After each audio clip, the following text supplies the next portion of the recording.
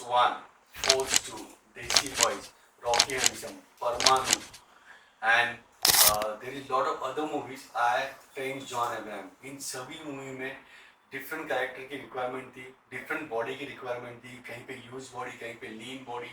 उसको टैकल करते हुए हम लोग को बहुत सारे डिफिकल्ट को सामना करना पड़ा।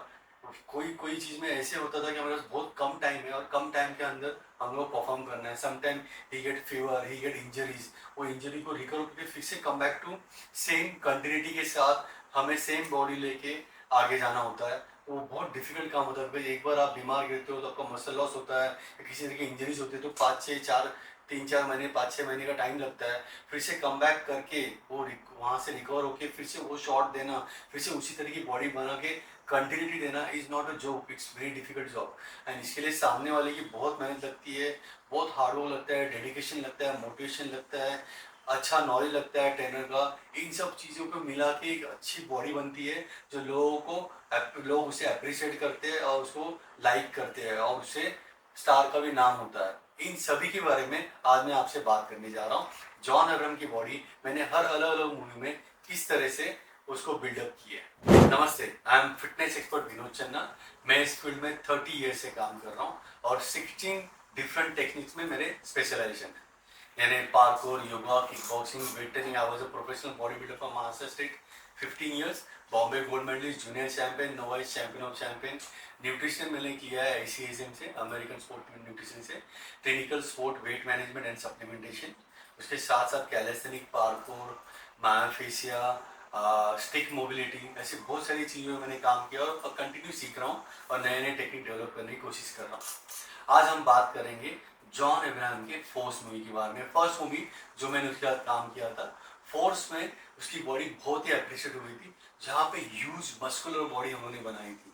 बट इस चीज़ में हमारे पास था 3 मंथ्स और 3 मंथ्स में वो रीच करना डिफिकल्ट होता है। लोगों को लगता है 3 मंथ्स मीन्स 3 मंथ ही हम लोगों ने काम किया, नहीं, साल भर हम लोग वर्कआउट करते हैं और एंड की 3 महीने में हम लोग हमारी जो रिक्वायर बॉडी की रिक्वायरमेंट होती है वहाँ पे रीच करने की कोशिश करते हैं। जो बेस होता है उसको बाहर निकालते हैं मैक्सिमम वर्कआउट करके और स्ट्रिक्ट डाइट करके।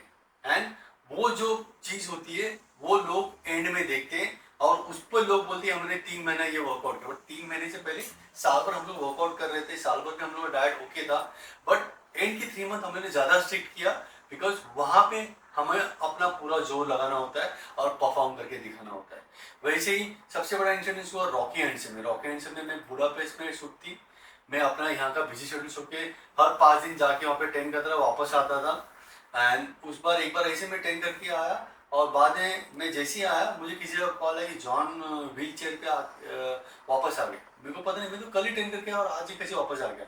तो पता चला कोई एक्शन शूट करते वक्त वो पैर फिसल या किसी चीज़ की वजह से गिर गया और उसका नी पे लैंड हुआ जिसकी वजह से नी इंजर्ड हो।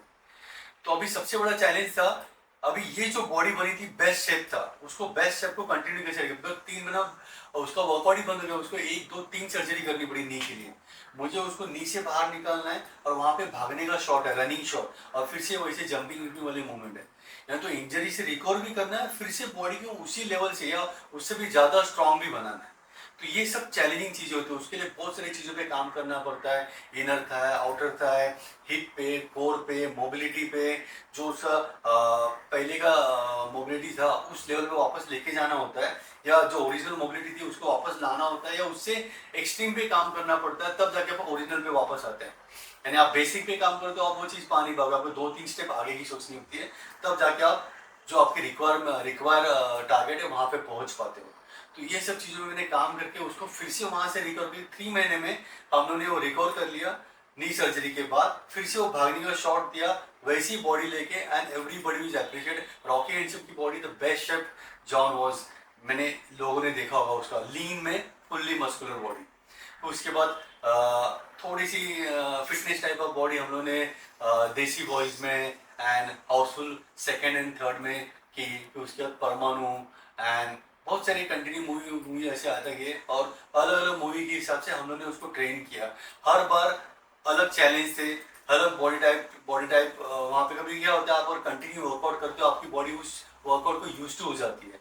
यानी जो लास्ट टाइम आपने डाइट किया होगा, स्ट्रिक्ट डाइट किया होगा, एक्सरसाइज किया होगा, आज वो काम नहीं आएगा, बिकॉज आपकी बॉडी फिट हो गई है उस वर्कआउट के लिए, तो वहां पे कैलोरीज बर्न नहीं हो रहा है। You have to again target more better techniques, otherwise you have to come back and go forward. ये बहुत सारी टेक्निक होती है जो एक अच्छा ट्रेनर जिसका एक्सपीरियंस है, उसने खुद पे ट्राइड एंड टेस्टेड किया, खुद 10 बार वेट गेन किया, 10 बार लूज किया, वही बता सकता है। कोई नॉर्मल लोग आपको इसके बारे में बता नहीं सकते अगर उसने खुद ने इतनी बार प्रैक्टिस नहीं किया होगा। मैंने अपने लाइफ में 25 से 30 बार वेट कम किया है, 40-50 किलो, और बैक टू 75 मस्कुलर हुआ। मैंने 110 केजी वेट गेन करके 75 मैंने मस्कुलर बॉडी पाई है, top to bottom, not only chest, not only back, not only abs दिख रहे, top to bottom muscular body. और ये जो सेल्फ प्रैक्टिस होती है, ये आपको नॉलेज देती है, यही आपको कॉन्फिडेंट बनाती है, और यही आपको आगे चल के बेस्ट ट्रेनर भी बनाती है, बिकॉज आपके पास नॉलेज है, हार्ड वर्किंग की कैपेसिटी है, तभी आप दूसरों को एक्सपीरियंस दे सकते हो, उनकी बॉडी अंडरस्टैंड करके उनके हिसाब से, उनके फिटनेस लेवल के हिसाब से स्लोली एंड स्टेडीली उनके आगे लेके जा सकते हो, और यही चीज आपको आपके लाइफ में आगे लेके जाएगी। तो मैं चाहता हूँ आप अपने ऊपर काम कीजिए, डिफरेंट बॉडीज को देखिए, स्टूडेंट को देखिए, हाउसवाइफ को देखिए, कॉर्पोरेट को देखिए, हर एक की अलग लाइफ स्टाइल होती है, जिसकी वजह से वो लोग एक सर्टन लेवल का मसल ग्रुप लॉस कर देते हैं, सर्टन मोबिलिटी लॉस कर देते हैं। तो हर एक को सिखाने का स्टाइल अलग होता है, उनको स्लोली स्टेडीली आगे लेके जाना होता है। उनका लाइफ स्टाइल, उनके जेनेटिक, उनका खाने का स्टाइल, उनकी मेंटेलिटी, सबको ध्यान में रखते हैं। अगर अच्छा ट्रेनर बनना है तो आपको इन सब चीज़ों पे ध्यान रखना पड़ेगा, और इस तरह से ट्रेन करते हुए लोगों को आगे लेके जाना पड़ेगा। उसके साथ साथ आप अपने स्टूडेंट का, अपने क्लाइंट का प्रोग्रेस करोगे और खुद का भी प्रोग्रेस करोगे। Thank you very much.